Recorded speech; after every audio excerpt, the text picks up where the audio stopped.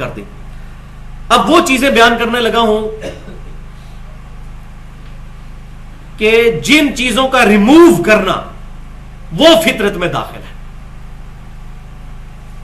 ایسے بال جن کا ریموو کر دینا، جن کا صاف کر دینا فطرت ہے. ابھی تک تو وہ باتیں ہوئی تھی کہ یہ کام آپ نے نہیں کرنے. اب کون سے ایسے کام ہیں جن کا کرنا فطرت کے اندر داخل ہے؟ صحیح بخاری اور صحیح مسلم کی متفق علیہ حدیث ہے کہ آپ صلی اللہ علیہ وسلم نے ارشاد فرمایا کہ 5 چیزیں فطرت میں داخل ہیں. 5 چیزیں. نمبر 1، ختنہ کروانا. اب یہ بھی گوشت کو بدلنا ہے، کاٹنا ہے، لیکن یہ فطرت میں داخل ہے. نمبر 2، زیر ناف بال صاف کرنا. نمبر 3، بغلوں کے بال اکھیڑنا یا صاف کرنا. اس پر بھی اجماع ہو چکا ہے، حدیث میں الفاظ اکھیڑنے کے، لیکن یہ صاف کرنا بھی اکھیڑنے میں ہی داخل ہے. نمبر 4، ناخنوں کا کاٹنا. اور نمبر 5، مونچھوں کا کاٹنا. یہ 5 چیزیں. ان چیزوں کو کرنا یہ فطرت میں داخل ہے، یہ فطرت کو بگاڑنا نہیں ہے.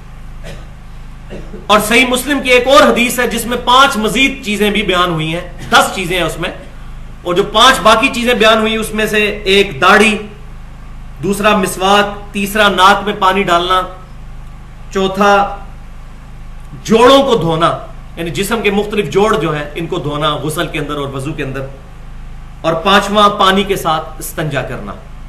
تو یہ 5 چیزیں اس کے اندر ملائے تو 10 چیزیں فطرت میں داخل ہوئی. تو اصل مقصد ہے صفائی کرنا. اور یہ تمام چیزیں مسلمز، جیوز، کرسچنز تمام کے درمیان متفقن علیہ چیزیں ہیں. یہ جیوز، کرسچن، مسلمز تمام ختنہ بھی کرواتے ہیں، بال بھی ریموو کرتے ہیں، انڈر آرمز جن کو ہم کہتے ہیں، یہ ساری چیزیں ریموو کرتے ہیں وہ. اور یہ ان کی کتابوں میں بھی ہے اور پریکٹیکلی ان کا عمل بھی ہے اس کے اوپر. اور اب میڈیکلی بھی یہ چیزیں ثابت ہو چکی ہیں کہ ان چیزوں کا ریموو کرنا یہ بہت ضروری ہے. اور صحیح مسلم کے اندر حدیث موجود ہے کہ انس بن مالک رضی اللہ تعالیٰ عنہ کہتے ہیں کہ نبی صلی اللہ علیہ وسلم نے ہمارے لیے اس کی حد مقدار جو مقرر فرمائی تھی وہ 40 دن ہے، کہ 40 دن کے اندر اندر یہ چیزیں ریموو کرنی ہے. یہ جو عوام کے اندر مشہور ہے کہ چاول کے دانے کے برابر بال ہو جائیں اور یہ ہو جائے، یہ کوئی چیز نہیں موجود ہے. 40 دن کی حد ہے، زیادہ سے زیادہ. کم سے کم سنت یہ ہے کہ ہر جمعے کو یہ بال ریموو کر لیے جائیں. اب چونکہ یہ اس کو ریموو کرنا ہے لہذا اس کے لیے کوئی بھی طریقہ اڈاپٹ کیا جائے گا، چاہے وہ پاکی ریزر ہو یا ویکس ہو یا اس طریقے سے کوئی ہیئر ریموونگ کریم ہو. ان تمام چیزوں کا استعمال کرنا جائز ہے. اور حکمت اس کے اندر کیا ہے؟ دیکھیں، میں نے اس پر بڑا غور کیا تو مجھے یہ چیز سمجھ آئی کہ ہمارے جسم میں 3 حصے ہیں جہاں پر پسینہ جمع ہو سکتا ہے اور وہ حصے پسینے کی وجہ سے خراب ہو سکتے ہیں. ایک یہ ہمارے جو انڈر آرمز ہیں، بغلے، یہ جوڑ، اور دوسرا زیر ناف والا حصہ، چھوٹی شرمگاہ سے لے کر بڑی شرمگاہ کے دھونے تک کی جگہ، اور تیسرا انگلیوں کے درمیان جو ہماری پاؤں کی انگلیاں، یہ بھی ہمیشہ کٹھی رہتی ہیں، ہاتھ کی تو کھلی رہتی ہیں عمومی حالت میں. یہ 3 جگہ ہیں جہاں پر پسینہ جمع ہو کر بیماریاں ہو سکتی ہیں. اچھا، اللہ تعالیٰ نے کیسا اہتمام کیا اس کا کہ مسلمان کو حکم دیا کہ وہ یہ بال صاف کرے.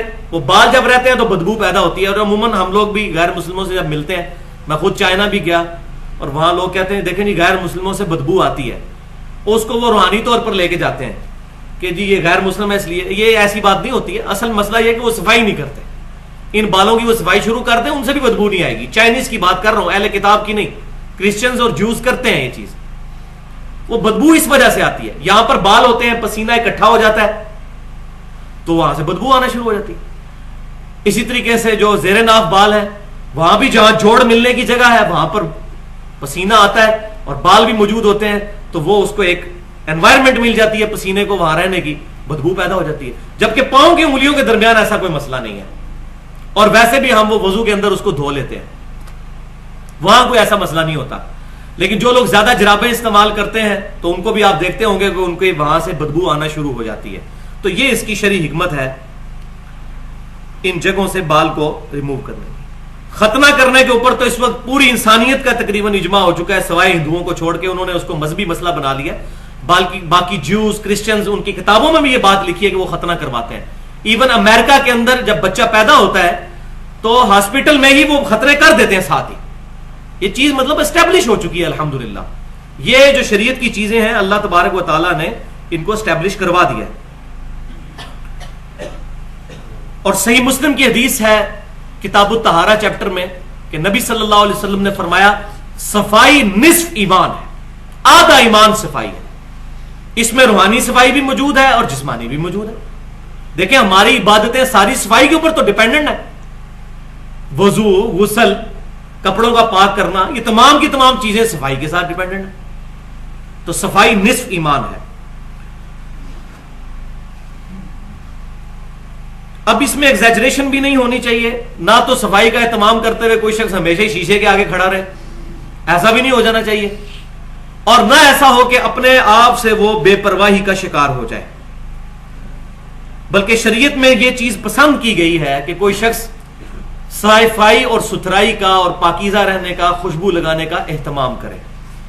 صحیح مسلم میں حدیث ہے کہ آپ صلی اللہ علیہ وسلم نے ارشاد فرمایا کہ جس کے دل میں رائی کے دانے کے برابر بھی تکبر موجود ہے وہ جنت میں داخل نہیں ہوگا. والعیاذ باللہ. تو ایک صحابی نے مسئلہ ہی حل کر دیا.